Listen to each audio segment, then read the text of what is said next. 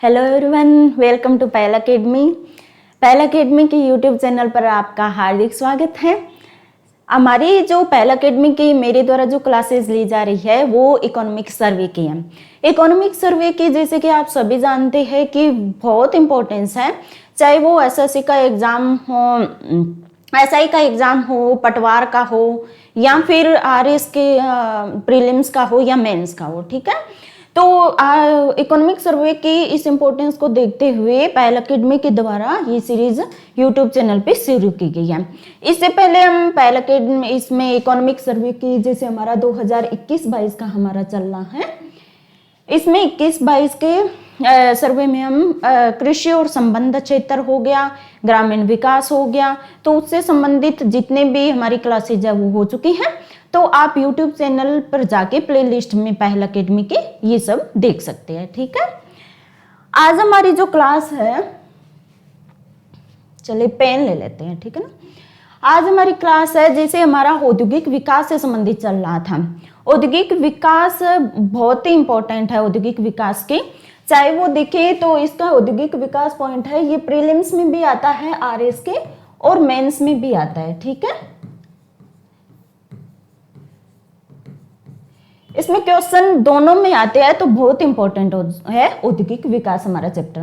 राजस्थान औद्योगिक विकास नीति 2019। इससे पहले मैं आपको बता दूं कि औद्योगिक विकास नीति हमारा औद्योगिक विकास का जो पहले का सेशन था उसमें राज्य के उद्योग में क्या स्थिति है, कौन कौन से उद्योगों में राज्य का एकाधिकार है और राज्य के द्वारा उद्योगों के विकास के लिए कौन कौन सी योजनाएं और लाई गई हैं। और उसी क्रम में आगे बढ़ते हुए आज हम देखेंगे कि औद्योगिक विकास के लिए सरकार की नीति क्या है, नीतियां कौन कौन से लेके आया सरकार, और इसके अलावा औद्योगिक विकास के लिए विभिन्न संस्थाएं कौन कौन सी है हमारी।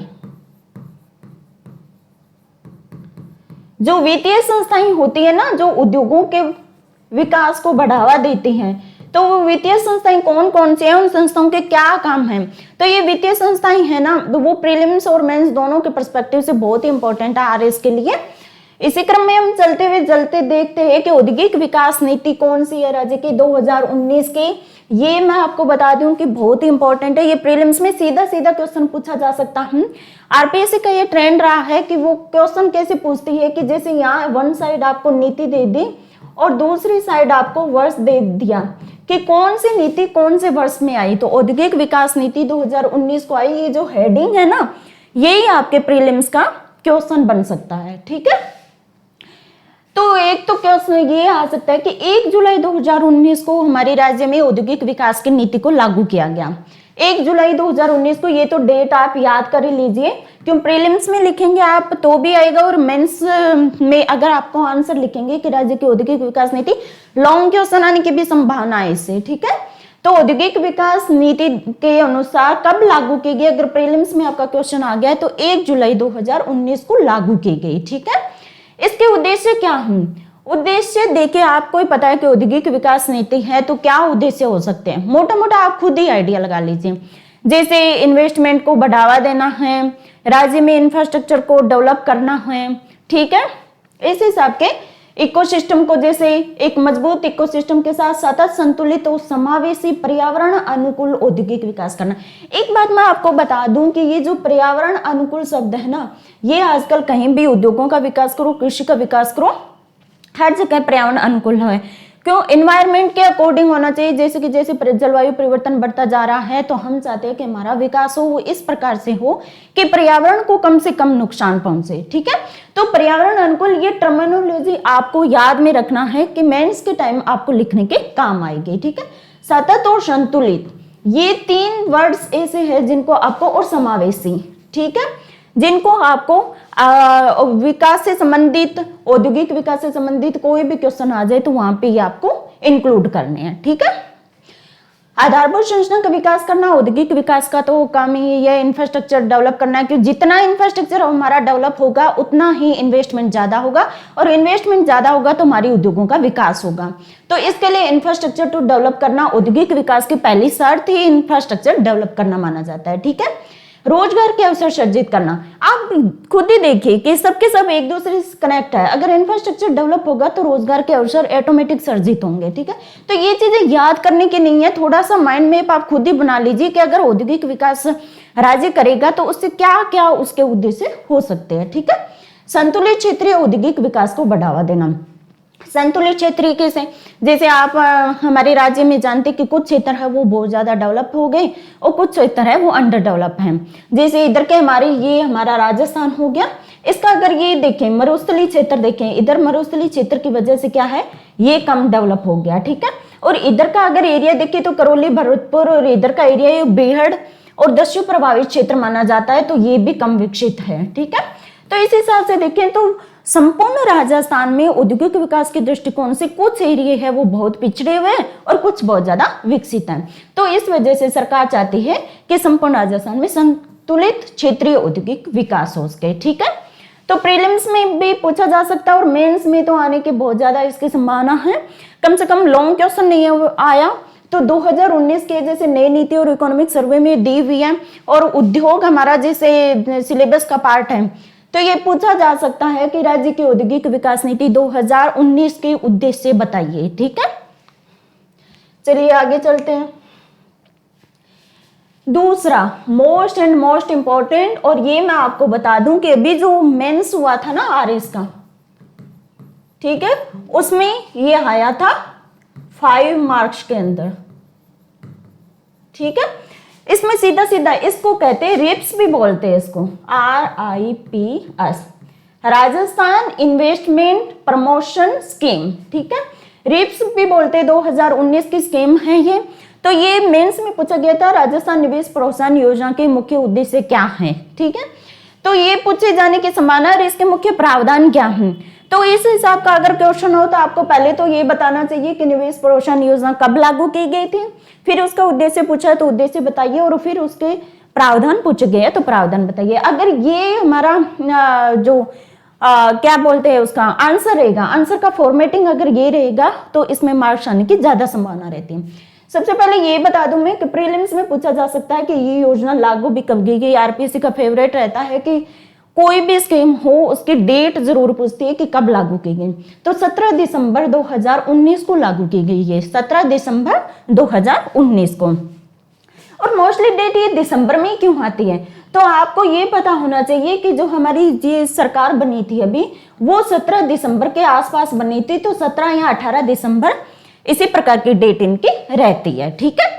इनके उद्देश्य क्या हैं? अब उद्देश्य तो आपको राजस्थान निवेश प्रोत्साहन योजना नाम से ही पता चल रहा है कि निवेश को बढ़ावा देना है राज्य में। तो राज्य में तीव्र स्थायी संतुलित औद्योगिक विकास को बढ़ावा देना। अब ये मैंने कहा था ना कि इन्वेस्टमेंट और औद्योगिक विकास इंटरकनेक्टेड है। अगर इन्वेस्टमेंट हुआ तो औद्योगिक विकास होगा और अगर औद्योगिक विकास हुआ तो इन्वेस्टमेंट ज्यादा होगा। हर कोई वहां पे इन्वेस्ट करना चाहेगा जहां पे उनको कोई प्रॉफिट नजर आएगा, ठीक है। तो तीव्र स्थायी संतुलित औद्योगिक विकास को बढ़ावा देने के लिए सरकार ने निवेश प्रोत्साहन योजना। अब सरकार, अब प्रावधान अगर आपको याद ही नहीं है तो मोटा मोटा आप आइडिया लगा लीजिए कि सरकार अगर निवेश को बढ़ावा देना चाहती है तो बढ़ावा देना चाहती है तो सरकार इसके अंतर्गत कुछ छूट प्रदान करेगी। छूट प्रदान करेगी किसमें, कि उद्योग में कौन कौन से आते हैं, निर्माण आता है, विनिर्माण आता है, खनन क्षेत्र आता है, ठीक है।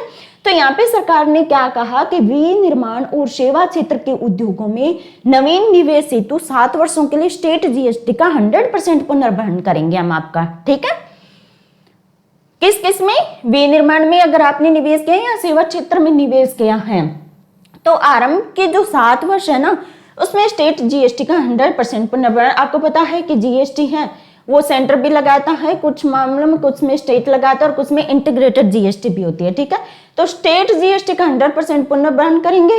विद्युत कर, स्टाम्प ड्यूटी और मंडी शुल्क में 100% छूट जैसी रियायतें प्रदान की जाएगी, ठीक है। योजना के अंतर्गत अब हमें भी पता है कि सरकार चाहती है कि समावेशी औद्योगिक विकास हो। समावेशी का मतलब समाज का प्रत्येक वर्ग है उसके बराबर में भागीदारी होनी चाहिए। तो अनुसूचित जाति जनजाति के उद्यमियों को प्रोत्साहन देने के लिए डॉक्टर भीमराव अंबेडकर विशेष पैकेज का प्रावधान किया गया है। भीमराव अंबेडकर विशेष पैकेज के तहत सरकार अगर कोई अनुसूचित जाति जनजाति का व्यक्ति अगर उद्योग में निवेश करना चाहता है तो सरकार उसके तहत उनको विशेष छूट प्रदान करती है। ठीक है, यह राज्य की फ्लैगशिप स्कीम है। भीमराव अंबेडकर भी आपको पता होना चाहिए, अगर बाई चांस यही आ जाए क्यों इकोनॉमिक सर्वे में दी हुई है भीमराव अंबेडकर विशेष पैकेज आ जाए तो अनुसूचित जाति जनजाति के उद्यमियों को निवेश में बढ़ावा देने के लिए सरकार ने क्या किया है, निवेश प्रोत्साहन योजना के तहत विशेष पैकेज दिया है। ठीक है, चलिए आगे चलते हैं। कॉर्पोरेट सामाजिक दायित्व सीएसआर तो ये मैं आपको बता दूं कि जो आरपीएससी का मेंस है ना उसमें पबेड के अंतर्गत, पबेड है ना लोक प्रशासन, जो कि थर्ड पेपर का यूनिट है एक, ठीक है ना, उसके अंतर्गत सीएसआर दिया हुआ है। तो अगर वहां पे आपको क्वेश्चन लिखना है तो वहां आपको पता होना चाहिए कि सीएसआर होता क्या है। ठीक है, तो ये एक तो याद रखिए कि कंपनी अधिनियम के अंतर्गत इसका प्रावधान किया गया है, सीएसआर का कंपनी अधिनियम 2013 के अंतर्गत। तो ये भी सीधा प्रीलिम्स में अगर पूछे तो ये भी पूछा जा सकता है कि कंपनी अधिनियम 2013 के अंतर्गत सीएसआर का प्रावधान किया गया है, तो हाँ बिल्कुल इसका प्रावधान किया गया है। ठीक है, इसकी धारा 135 ये याद रही तो ठीक है, बहुत ही अच्छी बात है। आपके जो आंसर का फॉर्मेट होगा उस पर बहुत अच्छा इफेक्ट पड़ेगा, अगर नहीं याद रही तो भी ठीक है। ठीक है, इसके अनुसार ऐसी कंपनियां जिनकी वार्षिक कुल संपत्ति, ये पूछा जा सकता है, वार्षिक कुल संपत्ति तो 500 करोड़ होनी चाहिए, ठीक है, या अधिक हो उससे, अथवा टर्नओवर 1000 करोड़ का या अधिक हो, अथवा किसी भी वित्तीय वर्ष के दौरान शुद्ध लाभ कितना होना चाहिए, 5 करोड़ का होना चाहिए। अब इनमें कंफ्यूज नहीं होना है, क्या मोस्टली क्या होता है कुल संपत्ति में और टर्नओवर में कंफ्यूजन हो जाता है। कुल संपत्ति 500 करोड़ की होनी चाहिए और टर्नओवर 1000 करोड़ का होना चाहिए, शुद्ध लाभ हमें पता हो जाता है 5 करोड़ होगा। ठीक है, अधिक हो तो ऐसी कंपनियां क्या करेगी, सीएसआर के तहत जैसे सामाजिक कॉर्पोरेट सामाजिक दायित्व नाम से पता चल रहा है, कॉर्पोरेट वर्ड है जो हमारा, वो क्या करेगा अपने सामाजिक दायित्व को पूर्ण करने के लिए, क्यों उनको लाभ होता है तो ऐसा माना जाता है कि वो भी जो हमारे संसाधनों का यूज कर रही है जिसपे प्रत्येक व्यक्ति का बराबर में हक है, तो उनको भी ऐसे जितना भी लाभ होगा उसका उस धन का कुछ मात्रा में उपयोग इस प्रकार के सामाजिक कार्यों में करे कि लोगों को लाभ हो, जैसे शिक्षा हो गया, चिकित्सा हो गया। ठीक है, इनमें उपयोग करेंगे। तो इनमें अधिक हो तो वो क्या करेगी कि जितना अपना शुद्ध लाभ होगा उसका विगत 3 वर्षों के आधार पे देखेंगे शुद्ध लाभ का, यहाँ पे ध्यान रखिए शुद्ध लाभ का, ऐसे नहीं कहते वार्षिक कुल संपत्ति का, नहीं भाई, शुद्ध लाभ का औसतन 2% सामाजिक गतिविधियों पे व्यय करेगा। ठीक है, तो यहाँ पे बताया गया कि 500 करोड़ तो कुल संपत्ति होनी चाहिए। ये स्टेटमेंट आरपीएससी की तरह अगर प्रीलिम्स में क्वेश्चन पूछा गया तो उसमें स्टेटमेंट दिए जाएंगे कि सीएसआर के तहत निम्नलिखित में कौन सा कथन सही है।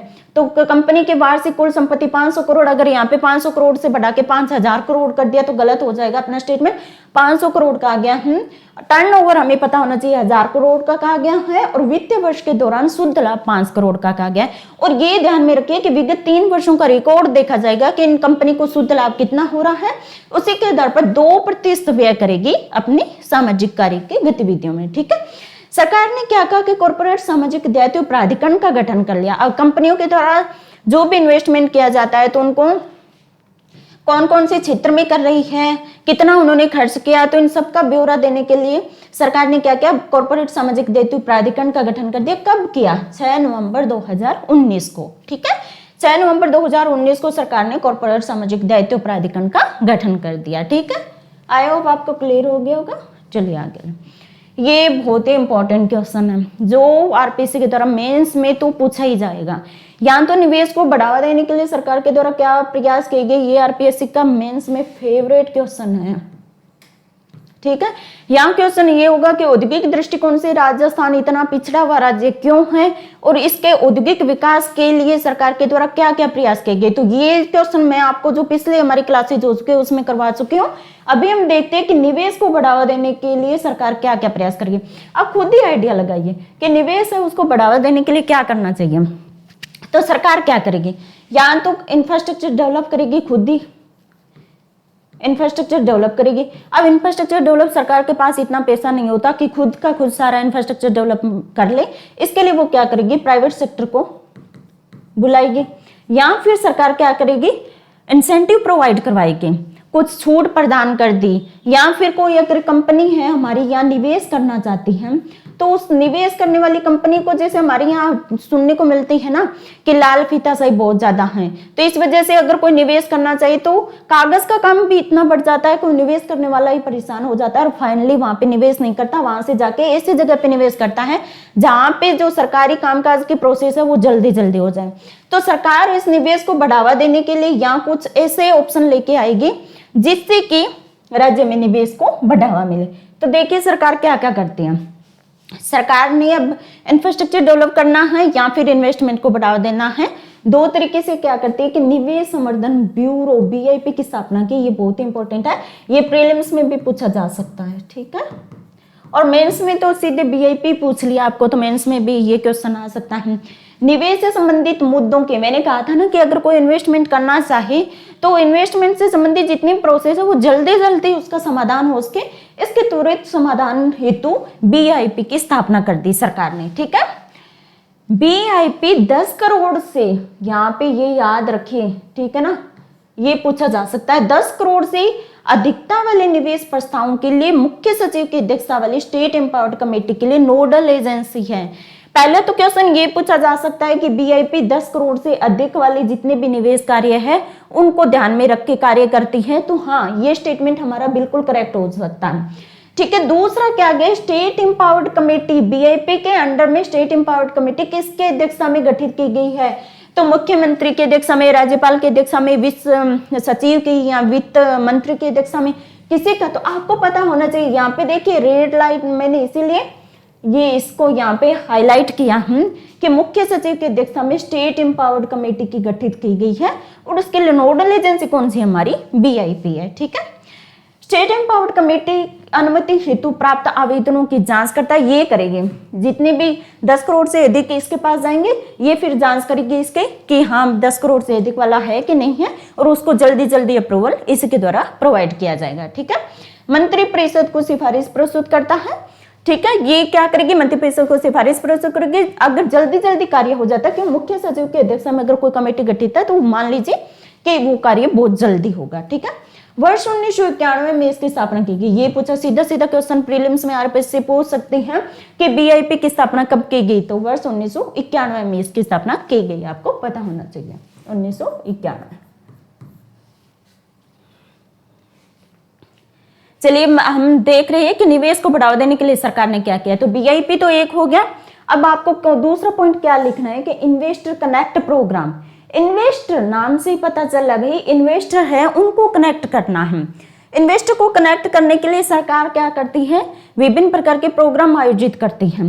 तो यहाँ पे 16 सितंबर 2021 को यूएसए के साथ, ये पता होना चाहिए आपको, किसके साथ, यूएसए के साथ एक वर्चुअल इन्वेस्टर कनेक्ट प्रोग्राम का आयोजन किया गया। वर्चुअल कनेक्ट किया गया, उस टाइम कोविड-19 की महामारी चल रही थी, तो वहां पे सरकार ने क्या किया, यूएसए के साथ इन्वेस्टर कनेक्ट प्रोग्राम किया और वहां के जितने भी इन्वेस्टर हैं उनको सरकार के द्वारा कुछ इंसेंटिव प्रोवाइड किए जाते हैं। उनको बताया जाता है कि हमारा यहाँ इंफ्रास्ट्रक्चर डेवलपमेंट के लिए सरकार क्या क्या प्रयास करी है, इतना हमारा इंफ्रास्ट्रक्चर डेवलप है, 24/7 आवर्स हमारे यहाँ बिजली पानी की सुविधा रहती है। तो इन्वेस्टर क्या है, वहां पे इन्वेस्ट करने के लिए राजी जल्दी होता है। तो यूएसए के साथ हमने इन्वेस्टर कनेक्ट प्रोग्राम शुरू किया, ठीक है। दोस्तों हमारा तीसरा अगर देखें तो single window clearance system. Single window नाम से ही पता चल रहा है कि एक ऐसा विंडो सरकार ने बना दी, हाँ, जहां पे एक ही जगह पे सारे कागज से संबंधित या कागजात से संबंधित है वो क्लियर हो जाए, चाहे वो एनवायरनमेंट से रिलेटेड हो या किसी से रिलेटेड हो, तो वो सब एक स्थान पे ही उनके क्लियर हो जाए। यह समयबद्ध विभिन्न लाइसेंस है या अनुमति है या अनुमोदन प्रदान करने के उद्देश्य से लाया गया। एकल खिड़की जिसको बोलते हैं ना, ये एकल खिड़की वही है। एकल खिड़की ऐसे बना दिया, अगर कोई इन्वेस्ट करना चाहता है तो सरकार को अगर लाइसेंस वगैरह कोई प्रोवाइड करना है तो उसी विंडो के थ्रू उसको वहां प्रदान कर दिया जाएगा। कितनी है ये देखिए, दिसंबर 21 तक बताई हुई। इकोनॉमिक सर्वे के अकॉर्डिंग दिसंबर 2021 का आंकड़ा दिया हुआ है।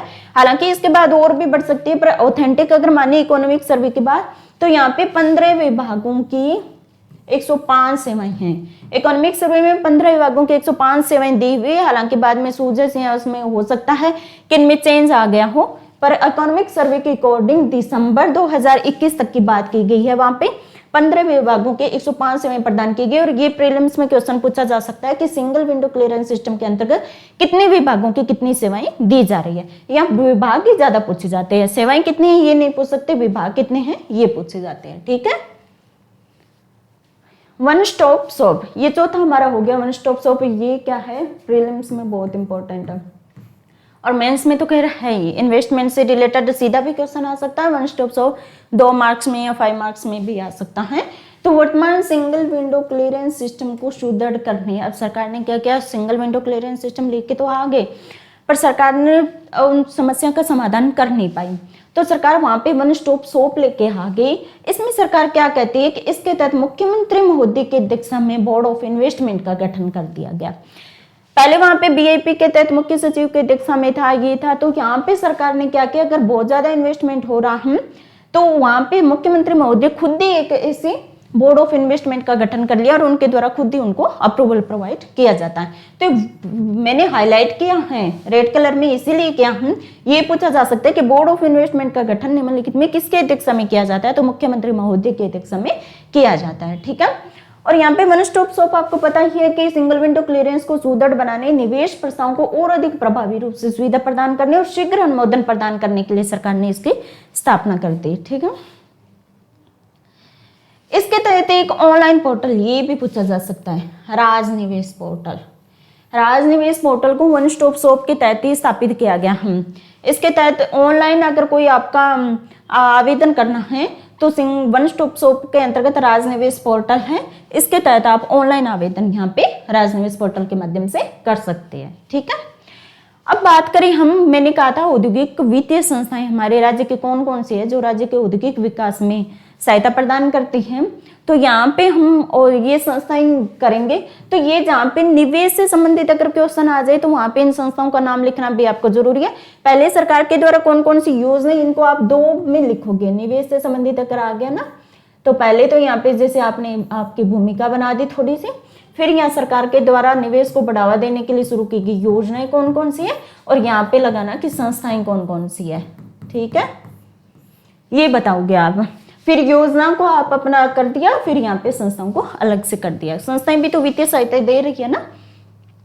यहाँ पे हम बात करें रिको। रिको का फुल फॉर्म क्या है, राजस्थान राज्य औद्योगिक विकास एवं विनियोजन निगम लिमिटेड है। ठीक है, अब रिको से संबंधित क्वेश्चन अगर आ जाए तो यहाँ पे कंफ्यूजन ये रहता है कि रिको की स्थापना कब हुई। ये प्रीलिम्स में क्वेश्चन पूछा जाता है कि रिको से संबंधित निम्नलिखित कथनों पर विचार कीजिए।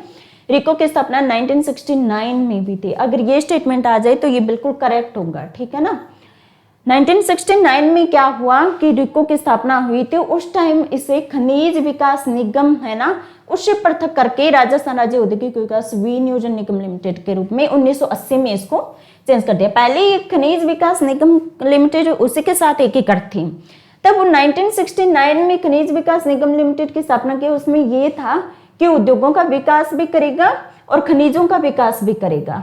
ठीक है, बाद में खनिजों के विकास से संबंधित अलग संस्था 1980 में बना दी गई और उद्योगों के विकास से संबंधित एक अलग संस्था बता दी गई। तो आपका अगर प्रीलिम्स में क्वेश्चन आता है और उसमें 1969 भी दिया हुआ है या 1980 भी दिया हुआ है तो दोनों ही करेक्ट होंगे। ठीक है, बाई चांस हम सोचे कि 1980 में तो रिको की स्थापना हुई थी, तो हाँ बिल्कुल ठीक है 1980 में थी, लेकिन उससे पहले 1969 में संस्था थी, उसी को बाद में रिको के रूप में परिवर्तित किया गया।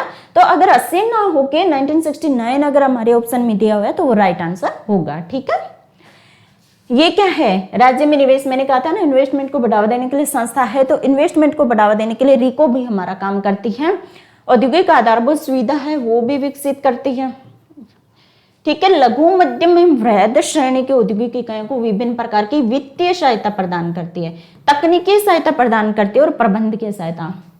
अब ये जो हमारे वर्ड्स है ना, वित्तीय सहायता, तकनीकी सहायता, प्रबंधकीय सहायता, पढ़ने में बहुत इजी लग रहे हैं कि कौन सी बड़ी बात है। वित्तीय सहायता, तकनीकी, प्रबंधकीय तो देती है, पर आरपीएससी के द्वारा प्रीलिम्स में क्वेश्चन पूछा गया, उसमें ये पूछा गया कि रिको के द्वारा केवल और केवल वित्तीय सहायता प्रदान की जाती है, तो गलत हो जाएगा। केवल वित्तीय सहायता भी नहीं, तकनीकी सहायता भी प्रदान करती है वो, प्रबंधकीय सहायता भी प्रदान करती है। ठीक है।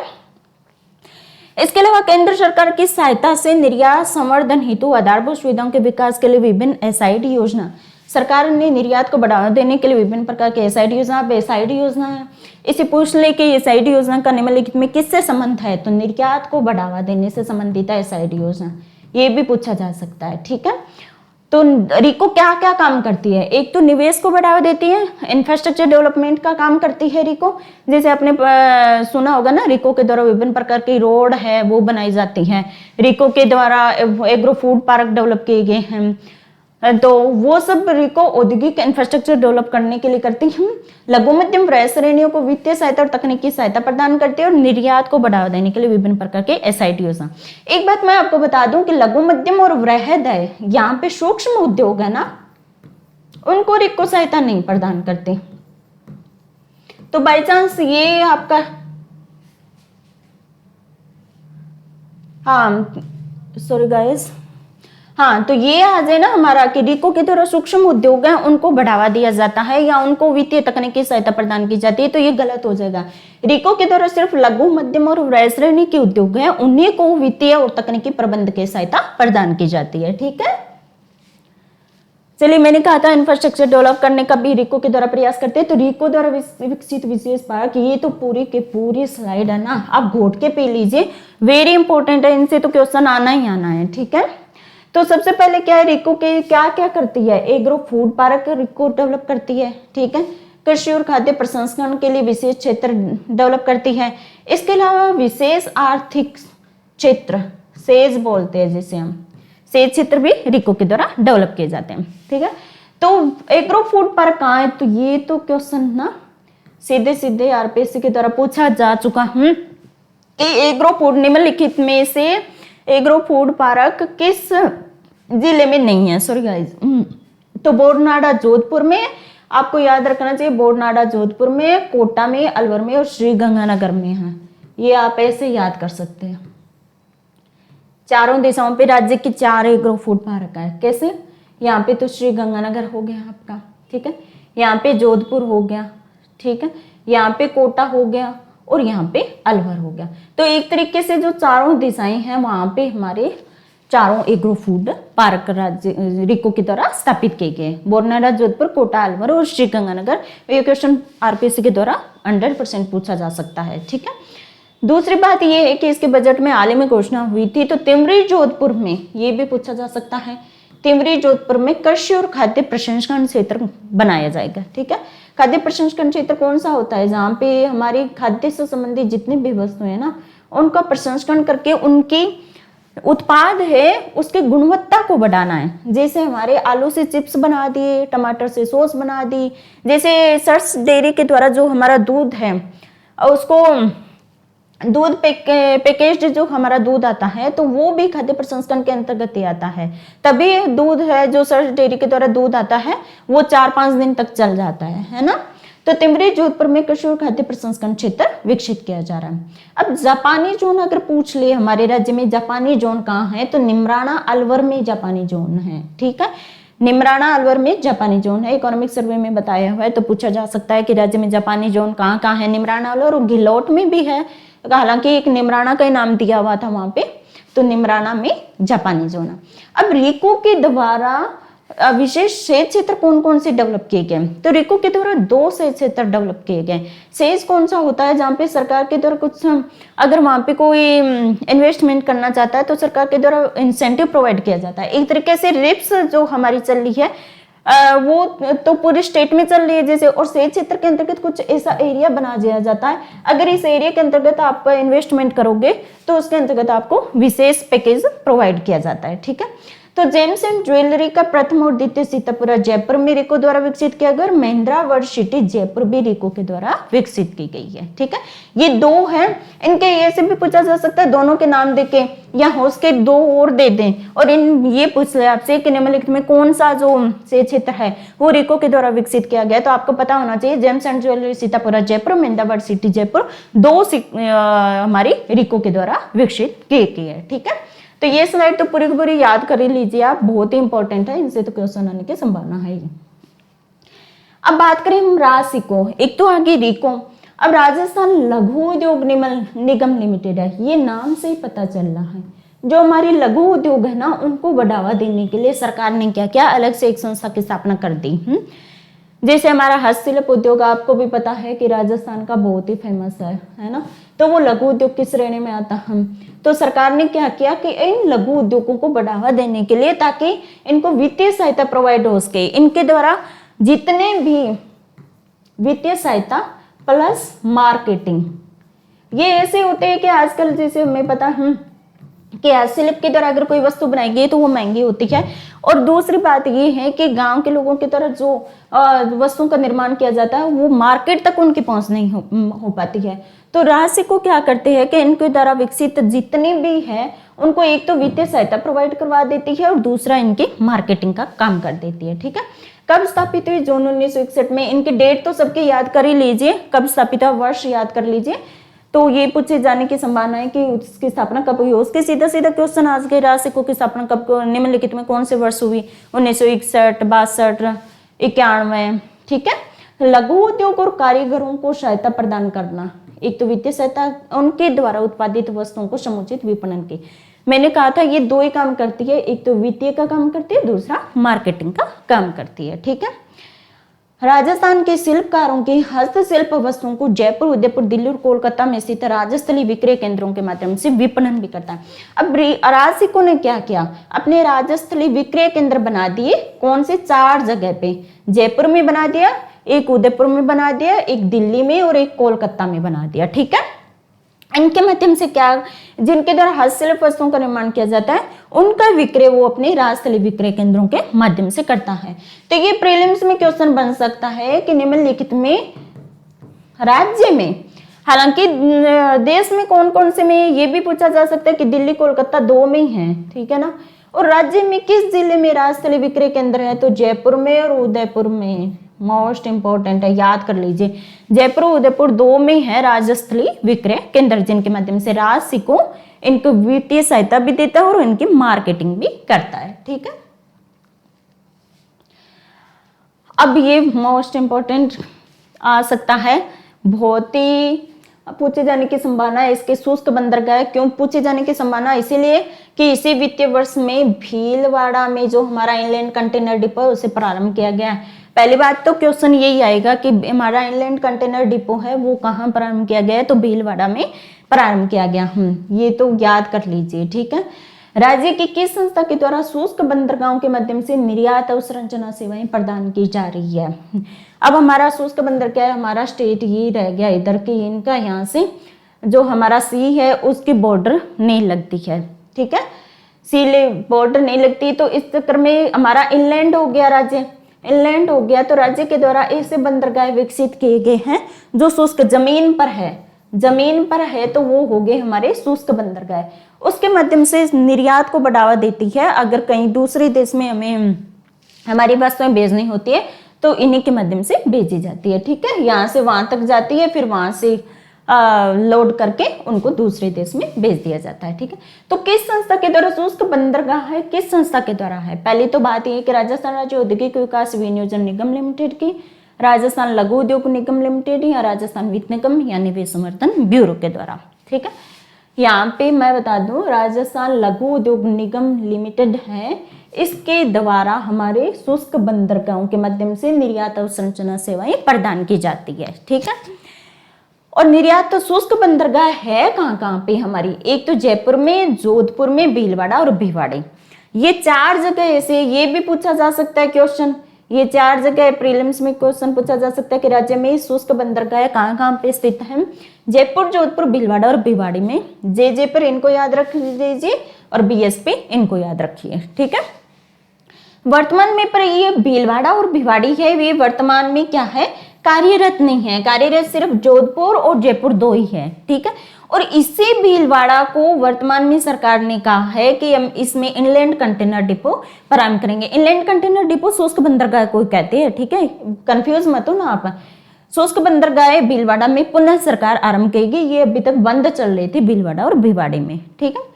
एयर कार्गो कॉम्प्लेक्स हमारा कहाँ है, सांगानेर जयपुर में, ये भी हमें पता होना चाहिए, सीधा सीधा पूछ सकते हैं या ऐसे पूछ ले। शुष्क बंदरगाह ये तो जैसे जयपुर में लगा दिया, ठीक है।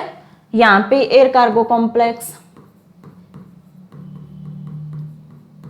ये यहाँ पे जयपुर में लगा दिया, ठीक है। और फिर मान लो फूड पार्क कोई किसी भी गंगानगर, कोटा, किसी का भी नाम दे दिया यहाँ पे। मतलब सूची 1 को सूची 2 से सुमेलित करना भी पूछा जा सकता है, ठीक है ना। तो आपको पता होना चाहिए air cargo complex Sanganer Jaipur में है। चलिए आगे चलते हैं। राजस्थान वित्त निगम हमारी तीसरी संस्था है, राजस्थान वित्त निगम, ठीक है, आरएफसी भी कहते हैं इसे, राजस्थान फाइनेंस कॉर्पोरेशन, ठीक है। राज्य वित्तीय निगम अधिनियम 1951 के तहत हुई थी। एक तो ये आपको पता होना चाहिए, ये आरपीसी सीधी सीधी लाइन देगी कि राज्य वित्तीय निगम अधिनियम 1951 के तहत राज्य में राजस्थान वित्त निगम की स्थापना की गई। तो हाँ बिल्कुल की गई, ये करेक्ट स्टेटमेंट होगा, ठीक है। पर स्थापना कब हुई, 1955 में हुई, ये वर्ष भी याद कर लीजिए, 1955 में हुई थी, ठीक है ना। उद्देश्य क्या है, राजस्थान वित्त निगम वित्त कैसे सरकार के द्वारा फाइनेंस किसको प्रोवाइड किया जाएगा, नवीन उद्योगों की स्थापना अगर कोई कर रहा है तो उसको देंगे, अगर कोई अपना पुराना उद्योग है उसको विस्तार करना चाहता है या पुनर्जीवित करना चाहता है तो सरकार के द्वारा उसको भी वित्त प्रोवाइड किया जाएगा। विद्यमान उद्योगों के विस्तारीकरण, अगर नवीनीकरण, मान लीजिए वर्तमान में टेक्नोलॉजी का युग हो गया, कोई पुरानी मशीनरी की जगह अपन नई मशीनरी अगर लेके आना चाहता है कोई बंदा, तो वहां पे भी सरकार के द्वारा वित्त प्रोवाइड किया जाएगा। कितना, 20 करोड़ तक का ऋण प्रदान करेंगे, ये याद रखिए। एक तो ये स्टेटमेंट पूछेंगे कि राज्य वित्तीय अधिनियम 1951 के तहत इसकी स्थापना हुई, बिल्कुल ठीक है, और एक इसके द्वारा 20 करोड़ तक का ऋण प्रदान किया जाएगा, तो हाँ बिल्कुल ठीक है ये, ठीक है। 1955 में स्थापना हुई, ये आप याद रखिए। अब आरएफसी की कुछ योजनाएं भी है, तो ये क्वेश्चन पूछा जा सकता है कि आरएफसी के द्वारा कौन कौन सी योजनाएं संचालित की जा रही है। या आपसे अगर मेंस में क्वेश्चन पूछ ले कि राजस्थान वित्त निगम के द्वारा संचालित योजनाओं के नाम लिखिए, तो आपको पता होना चाहिए कि राजस्थान वित्त निगम के द्वारा कौन कौन सी योजनाएं संचालित की जा रही है, ठीक है। एक तो है गुड बोरोवर स्कीम द्वारा प्रवर्तित इकाइयों हेतु ऋण योजना है, गुड बोरोवर्स स्कीम योजना, एक तो ये याद रखिए। एक सेमफेक्स योजना, ये भूतपूर्व सैनिक हमारे उनके स्वरोजगार हेतु ऋण योजना, सेमफेक्स योजना। ये हो सकता है अलग से पूछ ले कि भूतपूर्व सैनिकों हेतु सरकार वित्त निगम के द्वारा कौन सी योजना शुरू की जा गई है, सेमफेक्स योजना, ठीक है, ये भूतपूर्व सैनिकों के लिए। टेक्नोक्रेट योजना है, टेक्नोक्रेट नाम से पता चलता है कि तकनीकी शिक्षा प्राप्त युवाओं के स्वरोजगार हेतु टेक्नोक्रेट योजना है। महिला उद्यम निधि महिलाओं के स्वरोजगार हेतु है। शिल्प बाड़ी, ये पहले बहुत पूछा जाता था आरपीएससी की तरह, शिल्प बाड़ी, बड़ी नहीं है ये बाड़ी है, ठीक है। शिल्पकारों को ऋण सहायता हेतु शिल्प बाड़ी योजना ये इस प्रकार से क्वेश्चन पूछा जाता है कि शिल्प बाड़ी योजना निम्नलिखित में किस संस्था के द्वारा शुरू किया गया, वित्त निगम के द्वारा, लघु उद्योग निगम के द्वारा, रीको के द्वारा। तो आपको पता होना चाहिए कि आरएफसी की योजना है ये शिल्प बाड़ी योजना।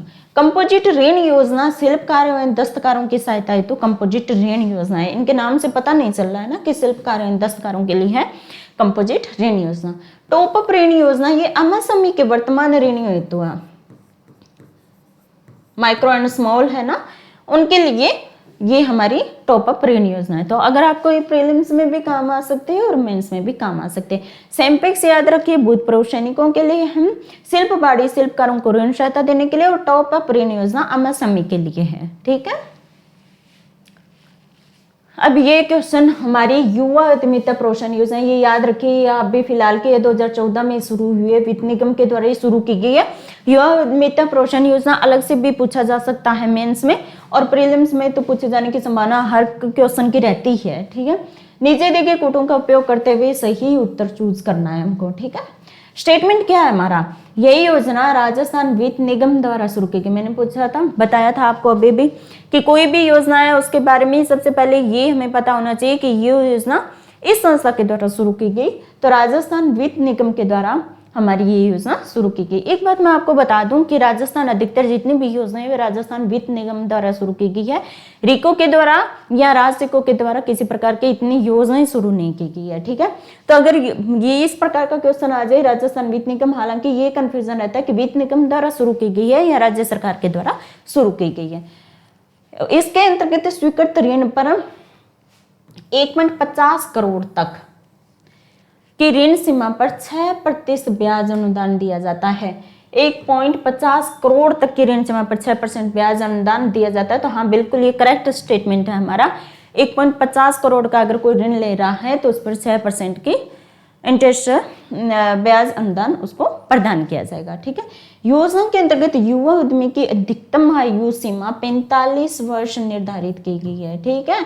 आरएफसी ने पहले ही अपनी योजना के तहत निर्धारित किया कर दिया कि अगर कोई 45 वर्ष का है तो उसी को युवा माना जाएगा और उसी को हम ऋण सुविधा प्रदान करेंगे। तो ये तीनों स्टेटमेंट हमारी वो करेक्ट है, युवा उद्यमिता प्रोत्साहन योजना, ठीक है। युवाओं को एंटरप्रेन्योरशिप में बढ़ावा देने के लिए सरकार चाहती है कि वित्त निगम के द्वारा ये योजना शुरू की गई। इसके तहत 1.50 करोड़ तक की ऋण सीमा पर 6% का ब्याज अनुदान भी दिया जाएगा और 45 वर्ष के जो हैं उनको युवा माना गया है, ठीक है।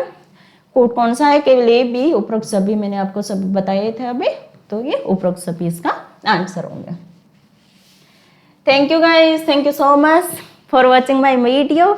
आई होप आपको बहुत अच्छा लगा होगा। अगर लगा है तो प्लीज़ कमेंट कर दीजिए, लाइक और सब्सक्राइब कर दीजिए और ज़्यादा से ज़्यादा लोगों से शेयर कर दीजिए। और अगर आप चाहते हैं हमारा पूरा का पूरा एफसी फाउंडेशन कोर्स से रिलेटेड कोर्स अगर ज्वाइन करना चाहते हैं तो पहल अकेडमी का ऐप है, वो प्ले स्टोर से डाउनलोड कर लीजिए। वहाँ पे आपको अलग अलग अगर लेना चाहते हैं जैसे हिंदी का, इंग्लिश का या साइंस टेक का, अगर हर सब्जेक्ट का अगर अलग से बोरो करना चाहते हैं, वो खरीदना चाहते हैं तो वो भी आप खरीद सकती है, ठीक है ना। आई होप आपको अच्छा लगा होगा। चलिए हम नेक्स्ट सेशन है हमारा, उसमें हमारा औद्योगिक विकास से संबंधित ही राज्य का अभी चल रहा है। तो एक क्लास और होगी औद्योगिक विकास से संबंधित, तो उसके बाद हम नेक्स्ट चैप्टर पे चलेंगे। Okay, bye.